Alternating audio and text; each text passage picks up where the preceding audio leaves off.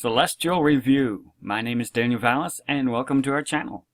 I got the opportunity to go out into the field Friday night and look up at the stars. The sky was nice and clear. I really do wish you were there. I really wish I could just show you the incredible story. The sky was so clear, so it really made a great opportunity to look at the entire story that we've been seeing. The Lord has directed us on this learning journey, and it is so amazing to look up in the sky and see the whole story. Basically, it was so incredible and it's so clear and distinct. Is really moving. I wish I could show you. So I took a bunch of pictures. I want to walk you through it today and just share some thoughts and then a lot of what's going on right now celestially. Why are we watching at this time? There's so many reminders to shine bright. What are we looking at? We've covered some of this material, most of it on our blog, but it's a little harder to digest that way. And so we made this video to show you and walk you step by step as though we went out into the field and looked up and talked about these celestial events that are going on right now.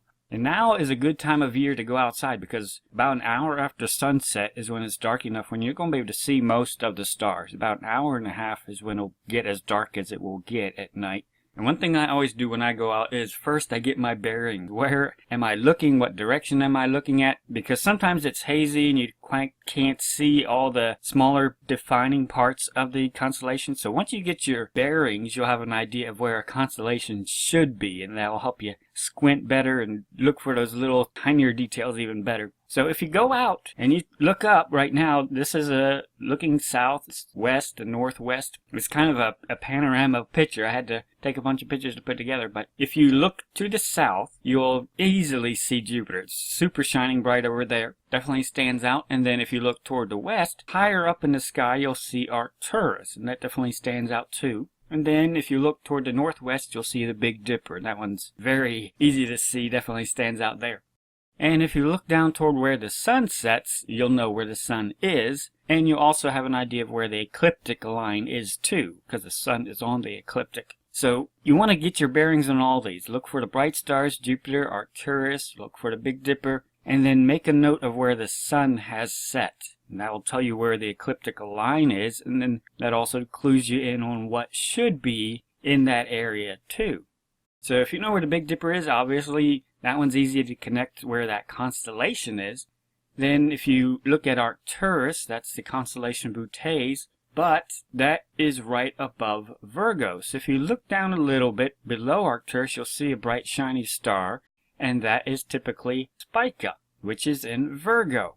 So you'll know where Virgo is, and you'll know where Spica is if you know where Arcturus is. And so these larger bright stars help us get our bearings and try to figure out where everything is.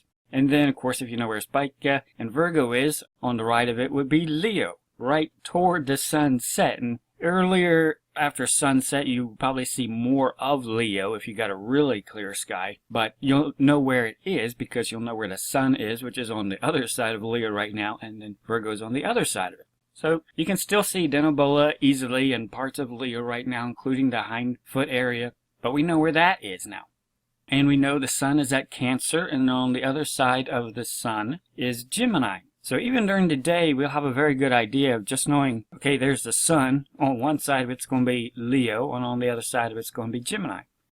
Now when we look back at Jupiter, Scorpius, the constellation, stands out real well. It's a nice string of stars, very identifiable, especially the head region. Antares, which is the heart of Scorpius, is nice red. Very counterpart to Jupiter. Usually shortly after sunset, about 30 minutes after sunset, you'll see both Jupiter and Antares. They definitely stand out. And if you know where Scorpius is, and you know where Virgo is, then right in between them should be Libra. And you'll be able to see two bright stars there in between the two, and that is Libra, the altar, also known as the scales too. And then right above Jupiter is Ophiuchus, and it's a large constellation. But the right foot of it comes down near Jupiter, and we've definitely been tracking that. But Ophiuchus is right above Jupiter. And Serpens, the snake that Ophiuchus is battling and wrestling, is on either side of Ophiuchus. And the more you study them and look at them, especially using our reference book, the more you'll be able to see and spot how the train of stars follows. It becomes more recognizable the more you go out and look at them. And then on the left of Ophiuchus and Scorpius is Sagittarius, and it has a very distinct teapot-shaped constellation with its asterism. Its reference lines helps you see that. That stands out very easily as well. And if you look in Sagittarius right now, Saturn is visible over there right now too. It's not very bright, not like Jupiter or Arcturus, but it's distinctly there. It stands out. You'll see Saturn over there.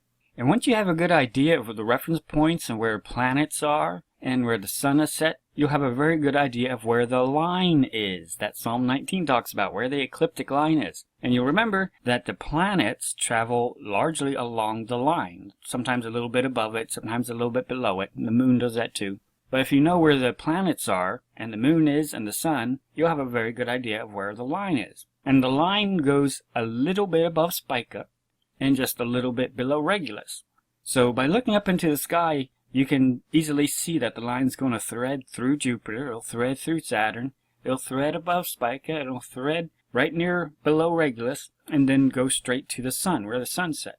So by looking at those key points, you can have a very good idea of where the line is. And it goes right near the top star in Scorpius too. So that gives you a very good idea where the line is at from Psalm 19, that the heavens declare. They declare along this line. There are things and events and celestial happenings that happen along this line. That's what we've been studying. And particularly, we've been looking at the sun. So even though you go out at night and you don't see the sun, you know where it's at. And that time marker also declares things too. And then of course you see it during the day. There's signs during the day and signs at night. It's declaring all the time. If you haven't yet, definitely download our booklet, The Heavens Declared. Print it out. It makes an excellent reference, especially now. The more the Lord has showed us, you'll notice it keeps building. The knowledge that keeps building, especially at this time of year when you can go out and actually see the entire story. Now's the time to print it out, go out and look at it with your family. Study it. Look at what the heavens have declared already, that we have seen, that the Lord has pointed out to us, and then use this as a time to go out and look at the reality of it. The booklet rehearses many things, talks about the major constellations that our attention has been drawn to, the biblical pictures, the references in the scripture, particularly right now with Cancer, the sun at Cancer. Beautiful picture of beehive, a multitude, a gathering of people. It's also a good picture of a place prepared for travelers, a resting place too, which reminds us that our Redeemer has gone to prepare a place, and the sun is as a bridegroom. So we see the bridegroom drawing close to a place. Beautiful pictures. And of course Scorpius talks about the background of that, how it ties in with Ophiuchus and serpents, and the beautiful pictures of the victima. Christ was offered to bear the sins of many. And Gemini, so many beautiful pictures. It does us good to go out, take your booklet with you and a flashlight, and study it, look up, and say, yeah, that's where that story is, that's where that is. It all ties together to tell one story. And this entire segment of the sky that is visible right now and has been drawn to our attention, Gemini is on the other side of the sun, but you can see it somewhat before the sun rises, and we've definitely seen it and studied it lately too. But when we go outside, it's definitely caught my attention how the Lord prepared this resource over a year ago. And it's even more applicable now because it's covering the exact portion of sky with the celestial signs that we're seeing even now with Gemini. The Lord's calling our attention to this wonderful story that is told and declared in this section along the line. Definitely go out and study it. Definitely review it now.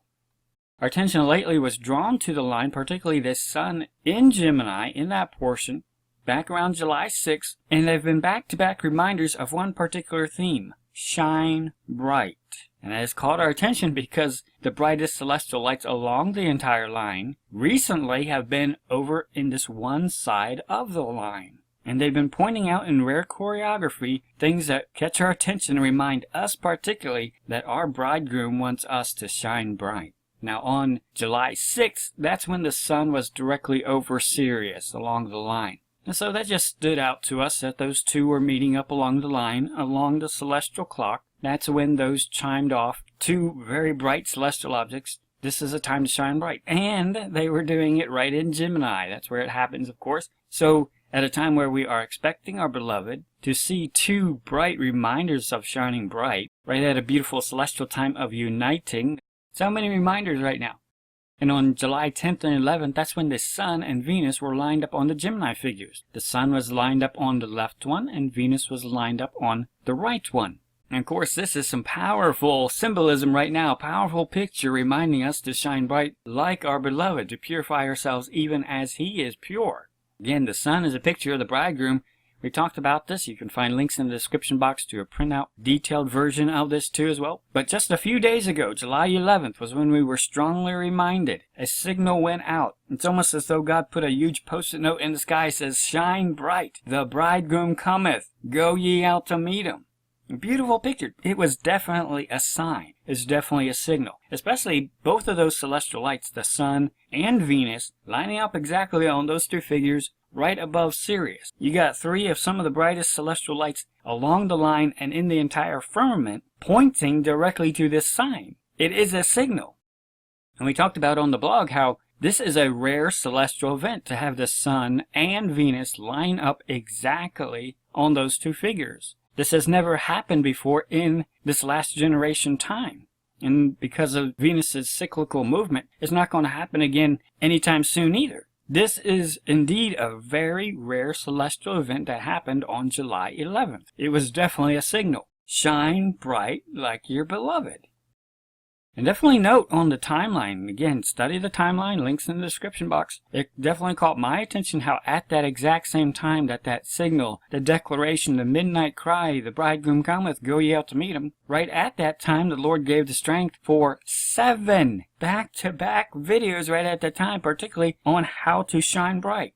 We went through our material that we've long published, the Purify and Sanctify sheets. We've long had those, but where we sat down and we went point by point through the different verses that talk about the heart, our soul, our mind, our strength, how we give those to the Lord, and we reviewed them because we just saw a sign right at that time, a sign reminding us to shine bright. We've heard the midnight cry that was going out at that same time. The Lord gave wisdom for a Bible study on that very subject too at that same time. This is all part of the Lord's leading, and it does us best to wisely hear what He is impressing upon us at this time. So definitely make sure you watch the Purify and Sanctify sheets. The Lord gave it deliberately at this time in conjunction with this rare celestial sign. They go together. He wants us to notice both and to study both because it is a signal. It is an instruction. Shine bright. That's what the sign is for. So we had that happen on July 11th, and we got to keep that in mind because that is a signpost right there. That's still applicable right now. It's a recent reminder of something we should be doing now post that sign. That sign is still very much declaring the same thing, shine bright, because we still see these bright celestial objects along the same area of the line. It's still continuing a message as the sun progresses forward, and Venus is also progressing forward, following the sun. So, of course, that reminds us of the parable of the wise virgin. What is the declaration? Behold, the bridegroom cometh, go ye out to meet him. So we should not be surprised that Venus, which is feminine, is now following the sun even more, drawing close to the sun. And where are they going? Let's see. On July 15th, caught our attention. We noted it because Venus was now directly above Sirius. It had now reached that celestial marker along the line as well. Again, reminders just by themselves. You have two of the brightest stars in the firmament right in line with each other. A reminder right after we saw the sign on July 11th. Again, a reminder, keep shining bright. Don't give up. Shine bright. Let your light shine. Now the sun and Venus are going forward, and Venus is catching up to the sun. And on July 29th, we note that that's the last day that Venus will be above the horizon at sunrise before Sirius. Because Venus is on the right side of the sun right now, it does technically rise before the sun rises. But July 29th is going to be the last day that it will rise before Sirius does. And right now, Venus rises about 16 minutes before sunrise. But this will be the last day that the order switches because Venus is drawing closer to the sun. Also, on July 29th, that's when the moon has come around along the line and is now back in this section along the line. So it catches our attention that now, starting on July 29th through August 1st, we have all 4 of the brightest celestial lights in one area of the line. Obviously, the sun is the brightest. The moon is technically the second brightest, although it changes. And then we have Venus, and then we have Sirius. And now all along this one area of the line, pointing to the same area of the line, definitely catches our attention. Now on July 29th, the moon's going to be at about 9% because it is waning, it is decreasing. And about the 1st of August, it's going to be pretty close to a new moon, completely dark. And on August 2nd, we're now starting to see a time period where the sun and Sirius, again, 2 bright celestial objects, an astronomical event occurs, which is known as Sirius's heliacal rising. when Sirius rises as a morning star shortly before the sun rises. And the heliacal rising is the first time that it's sighted in this cycle. So again, we need to consider there's multiple celestial events that are significant, that even to the common astronomer, they note when these certain lineups, when the sun's above Sirius, when is Sirius's heliacal rising. These are important celestial astronomical markers because they happen every single year at pretty much the same time. And so these are noted events in time, especially when we consider that God made the sun and the stars and the celestial lights to tell time and signs. We do take note of the notable celestial events and timing that do occur, especially regularly with the brightest celestial lights too, especially when we've just seen a rare celestial sign that tells us shine bright. And we've been studying Revelation, Christ using the picture of the bright and morning star. And so right here within this window, we're talking about morning stars, two of them, Sirius coming onto the scene as a morning star, but also Venus leaving the scene as a morning star. Because as it gets closer and closer to the sun, it's going to disappear into the sun's glare. You're not going to be able to see it in the morning. And pretty much right now, it's really hard to see if you can see it at all, but technically, Venus is still a morning star. We're at a time along the line where there's a transition between two morning stars. So a double emphasis on morning stars right here at this time, shine bright. That's all we can safely say. Now on August 2nd is also when the new moon is going to be sighted, which starts the next biblical month. And right now we're in the biblical month of hearing. That should catch our attention because when did we see a rare celestial sign that said, basically the bridegroom cometh, go ye out to meet him? In a month of hearing. Let's shine bright, let's hear and heed his instructions, the signs and messages that the heavens are declaring. And what's beautiful to note, on August 2nd in Jerusalem, the moon is going to be at 3.6%, so it should be very easily visible, very easily sighted. And just shortly after sunset, it's going to be visible right in the heart of Leo the Lion. It's very apt, it's very timely, especially when we consider the signs that have been leading right up to that, with the bridegroom and the bride and going out to meet him, and then to see the moon, which is feminine, appearing right at the lion, right at the heart of the lion. Timely, beautiful. So we're seeing multiple things come together right now, which gives us a lot to consider, but we need to take it in. There's so many things happening with bright celestial lights right now, reminding us shine bright. When we have the hope to see our beloved face to face very soon, we purify ourselves even as he is pure. We note how he shines, and we want him to be shining in our life. Very strong emphasis on bright celestial objects right now, and a certain order of them too. Now August 2nd is the earliest that Sirius could be considered rising from a perspective in Jerusalem. It does depend upon your latitude where you're at. So August 2nd would be the earliest that Sirius could be considered a morning star, starting at that point. Whereas August 7th would be more of an average Sirius rising for those with average eyesight. The August 2nd would be for those who have excellent eyesight, which would not be me, but August 7th would be more of what's considered generally an average when most people would sight Sirius rising in the morning sky, shortly before sunrise. August 8th is close to that, and depending on the latitude again, that'd be Los Angeles, that would be Cairo. So August 8th is often used by the enemy associated with Sirius's rising because they have a cult application that they color all this by. So they will often point to August 8th, which is the 8th month. It's the 8th day of the 8th month, so they'll often refer to it as 8-8. You'll see that messaging a lot in connection with their Greek gods, their Egyptian gods, more so the Egyptian gods. So we just note how the enemy knows this time is very important, has a lot of association with this astronomical time. They do know the importance of what the heavens declare and that the heavens do tell time. And they associate 88 with time, the more you study their messaging. So we just take note of that that's happening at the same time where our attention is being brought to that we should rise up and shine bright because we have the expectation of our beloved arriving.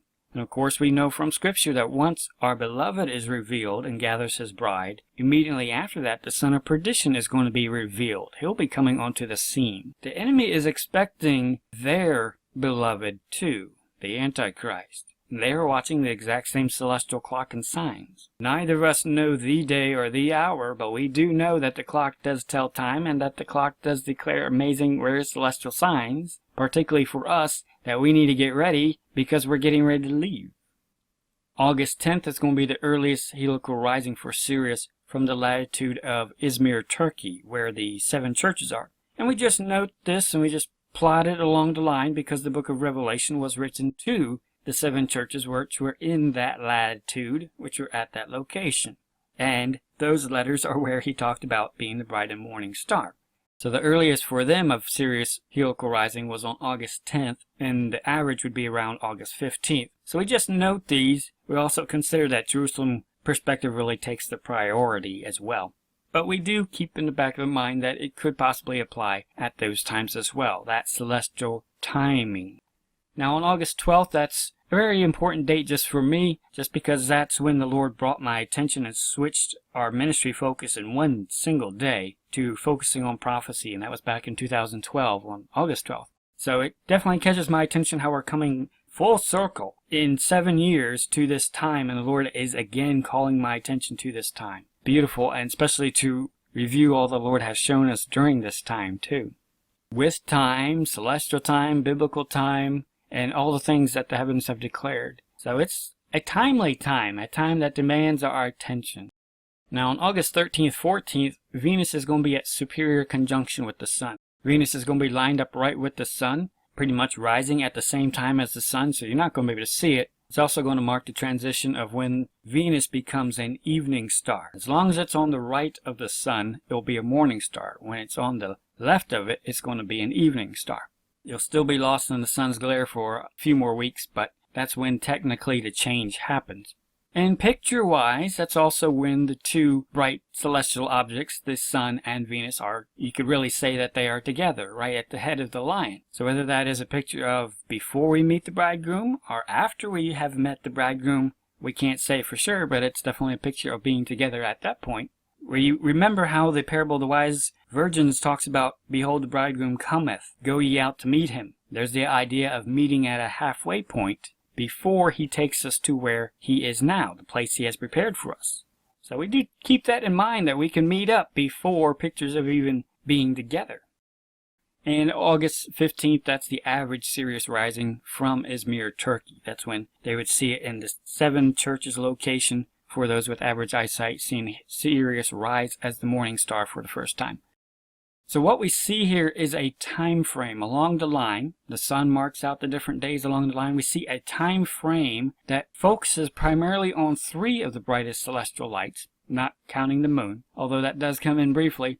So in this time frame, we see a beautiful choreography of the 3 bright celestial objects, the Sun, Venus, and Sirius, and the timing of how these all go together. So it definitely catches our attention, and then to see the rare July 11th celestial sign right in this window, right as the Sun and Venus are drawing closer to each other, right near the crab, which is a resting place, and then heading toward Leo the lion.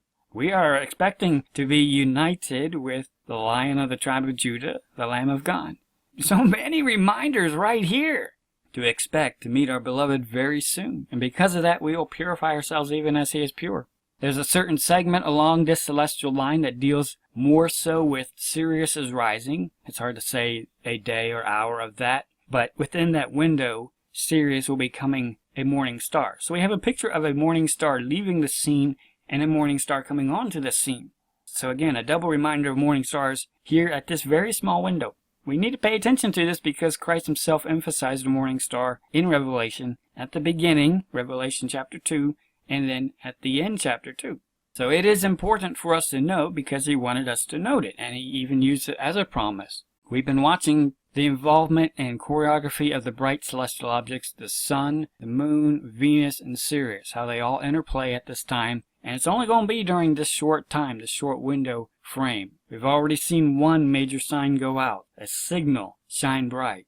Time is short. We have the expectation to meet our bridegroom. But it also catches our attention when Christ alluded to, now learn a parable of the fig tree. When his branch is yet tender and putteth forth leaves, ye know that summer is nigh. So likewise ye, when ye shall see all these things, know that it is near, even at the doors. Then he goes into talking about what his disciples need to look for, specifically relating to his coming. He's coming during the days of Noah and Lot. But it catches our attention how he ties his coming, which will start the events that they were really wondering about. What's going to start it is his coming for his bride, for his servants, And that's going to kickstart the judgments that'll follow after that. But he likens to it how spring is a sign that summer is coming. He says, likewise ye. He's applying it to himself, what is about to happen, and the very descriptions he's about to give to his disciples too. You're going to see signs that just like summer is nigh, you will know that my coming for my servants is nigh too. And what he parallels that with is summer. So it catches our attention when we look at the window of Sirius's rising. We consider one reason why this was so important in the ancient world, this astronomical time marker, was because Sirius's rising was considered the peak of summer. You will remember the dog days of summer. Sirius's rising is what marks the peak of the dog days of summer. And that's connected because Sirius is in the dog constellation. That's why they're called dog days of summer, because they're marked by an astronomical marker that takes place in the dog constellation. It's a time marker. And it marks specifically the peak of summer. After that point, summer is on the downhill slide. It's no longer going to be getting hotter and hotter. That's the peak right there.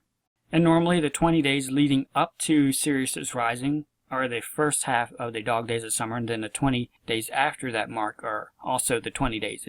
It's in principle 40 days is the dog days of summer, but peaking at the rising of Sirius as the morning star. So again, we take that into consideration. We've just seen a sign that says, behold, the bridegroom cometh, go ye out to meet him. Who are we expecting? Our bridegroom. He's already told us he's coming during the days of Noah and Lot, and his coming is going to be likened to summer being near. Well, what astronomical marker, what time marks most distinctly the peak of summer? This rising of Sirius.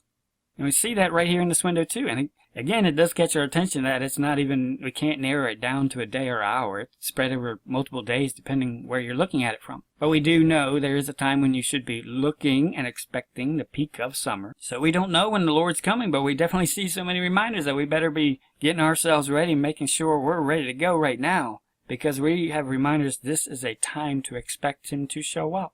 Our beloved, our bridegroom, to take us to the place he has prepared for us.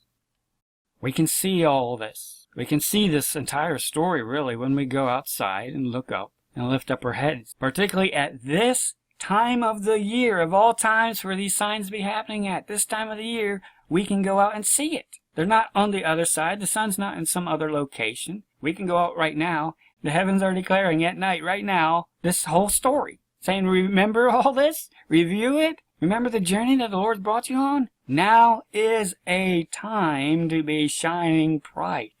And those that are wise shall shine as the brightness of the firmament. Those that turn me to righteousness as the stars forever and ever. There's so many things that the heavens are declaring to us right now, today. We need to go out, we need to look up, and we need to be reminded of them. We need to listen in this month of hearing. What are the heavens declaring? So many stories, so many beautiful backdrops to our current, present expectation. We can see the stars and the constellations at night. We also see the sunset time, and we know where the sun's at, and with Venus and all the bright celestial objects during the day. We know where they're at. They're right at the beginning of this part of the story. We see the whole story. We can consider it all. All day we can consider this story. During the day when you see the sun, you can consider that part of the story that's going on right now with the bright celestial objects. And at night see the same story continuing. We've looked at what's going on with the bright celestial objects. Now let's look at another story that's going on at the same time. We got two celestial stories going on right now. During the day and at night with Jupiter and Scorpius. Let's take a look at that.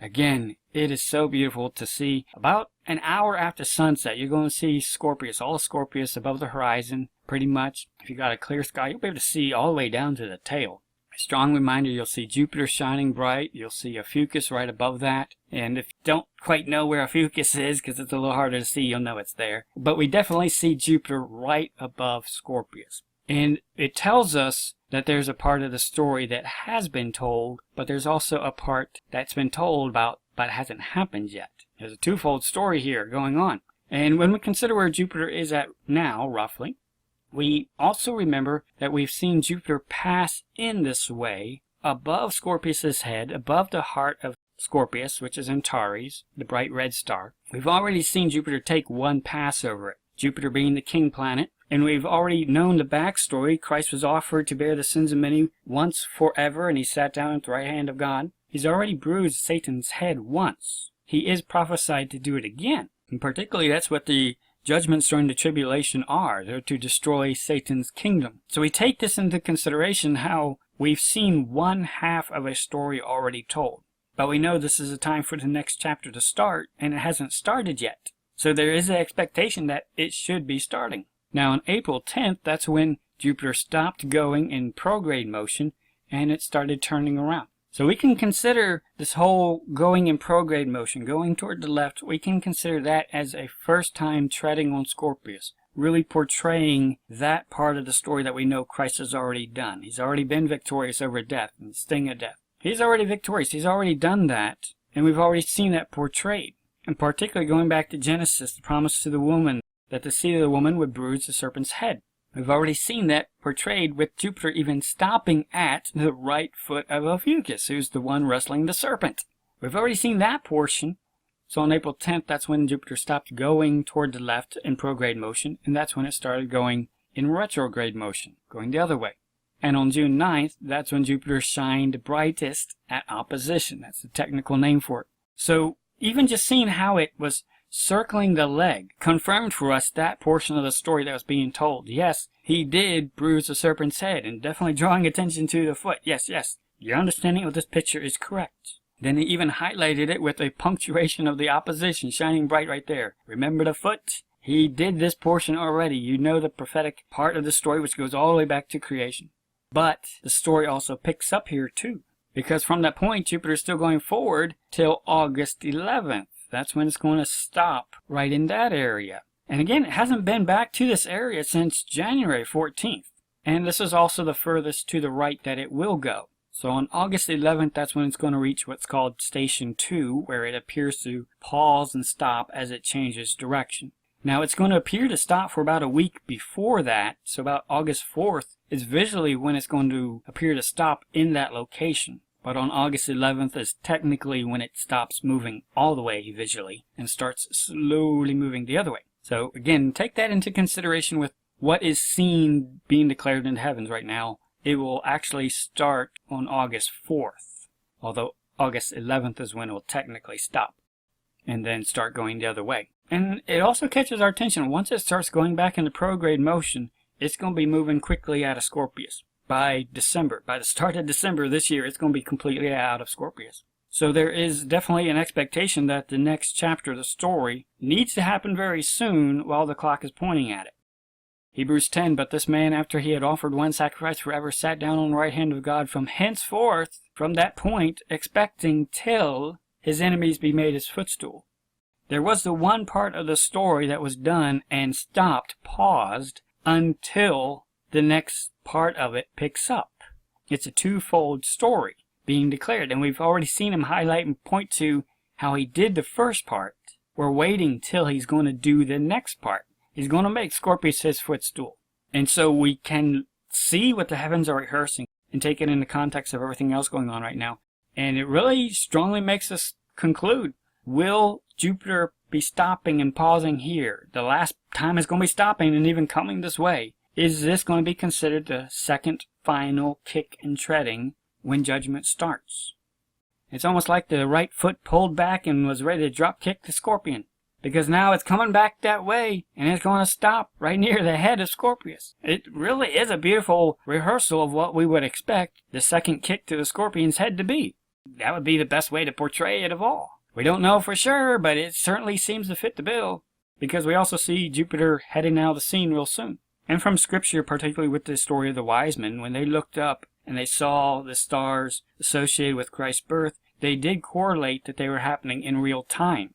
They knew the Messiah had been born when they saw the signs. And so, likewise for us, particularly with the emphasis on being wise, we should consider that celestial events dealing with future events can be closely correlated with real time transpiring. We don't know for sure, but that is our first logical biblical conclusion that we should have, our expectation we should have. And by looking at the celestial clock and what it's portraying, we should have the expectation of the next chapter about to start, which is a chapter that deals with judgment coming onto the scorpion and his followers, which is going to be basically the tribulation and the opening of the seals. We see Jupiter quickly going out of the scene after that kick, after that final strong nudging against the Scorpion's head. So there's an expectation that the chapter has to unfold very soon, because quickly it's not going to be telling that part of the story. And again, like the wise men, how they saw it unfold in real time, there is the expectation that it should biblically unfold in real time. So again, when we look at the celestial heavens, we're not looking at just one major sign in one area, like the Revelation 12 sign. That was one sign in one area. We're looking at actually two areas along the line right now telling two related stories. We see signs during the day and at night. So many things tell us, look up, lift up your heads. Your redemption draweth nigh. We know the time. It's about the peak of summertime. Definitely check out the timeline. A lot of these astronomical markers are on here. It's a little harder to read because so much is coming together, but there's other information on here as well too. We're about at the peak of summer. It's about to happen astronomically. And even the enemy appears to know the importance of this time. We see the sun pretty much at the crab right now, right after the July 11th sign. So many beautiful pictures, reminders of our beloved and our Redeemer. Definitely download our sky notes. You can find a link in the description box. It has a day-by-day breakdown of where the sun, Venus, and the different events along that portion of the line all the way up through August 18th. Just a good reference, gives you a good overview of the time, what's going on at that area of the line that you can't normally see during the day, but it lets you know what's going on there. Again, definitely download the Heavens Declared. Print it out. Makes a great field guide to take with you out in the field and to share with others. Tell them the story. Point up. Take them out at night and say, see that Scorpius right there, right by bright Jupiter? This is the story that's being told right now. Great way to share with others. And show them the whole context. Again, that's an amazing thing. When you go out at night, you'll be able to see all the way from Ophiuchus, all the way pretty much to Cancer the Crab. When you go out right at sunset, you'll see the sun setting, and you'll know it's taking place right there. And we've already seen events in Gemini, and you can kind of see that right before sunrise too. But most of the story that's in the booklet and that we've seen, and the Lord's brought us along this learning journey, you can go out and see almost in one entire shot. Which reminds us, now's the time to see it. Now's the time to look up and lift up our heads. We better do it. Definitely download the resources, print them out, and we would encourage you to be a part of this ministry. It takes a lot of work, a lot of labor, a lot of time goes into producing these resources. Doing the astronomical research and video work takes a long time. There's a lot of work that goes into preparing these resources. We'd invite you to be a part of this ministry. Be a partner, be a participant, and be a partaker with us. Be a part of what the Lord is doing. Being a participant, a partaker of how the Lord is reaching out to people across the world, impacting many lives right now. You can be a part of that. We invite you to support our ministry. You can mail us at Daniel Vallis, P.O. Box 403, Shelby, Alabama 35143. You can use PayPal directed to info@informedchristians.com. Many major banks are now using Zelle, where you can transfer from your own bank's mobile app or online app, where you can send funds to someone without using a third-party application. Do it all within your own bank. So definitely check out your online banking apps for how to send money through Zelle, and you can send that to info@informedchristians.com. And we appreciate all those who honor this ministry and want to be a part of what the Lord is doing at this incredible time. We have so many things telling us time is short. We have so many things reminding us how the Lord has led us along this incredible learning journey. He's given printed information. He's given us insightful information. He's worked in our own lives on a ground level. So many things He's bringing together right now, telling us time is short. The bridegroom cometh. Let's go out. Let's rise up. Let's shine bright. Let's go out to meet Him. We have so many reminders. Again, this is how Revelation was emphasized. Send this to the 7 churches. This is what Christ wants the 7 churches to emphasize and see. These beautiful pictures. The morning star. He's coming quickly. These are pictures that are being rehearsed right now with these bright stars. Big emphasis. He's coming quickly. He emphasizes, I am the root and the offspring of David and the bright and morning star. Beautiful pictures right here at this time where we see incredible celestial events about to happen with Leo, but also a strong reminder right now at this time of the bright and morning star. Now let's pay attention how He emphasizes. He did it for a reason, and it's definitely tied with He is coming quickly. We are expecting our bridegroom in the day now.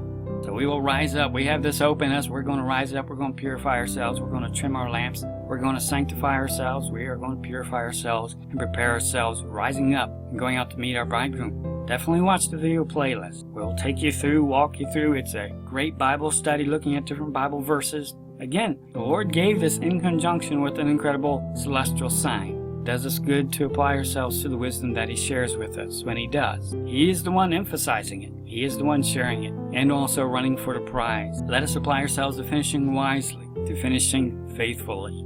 We have heard so many things telling us your bridegroom cometh. Again, there's only one simple instruction.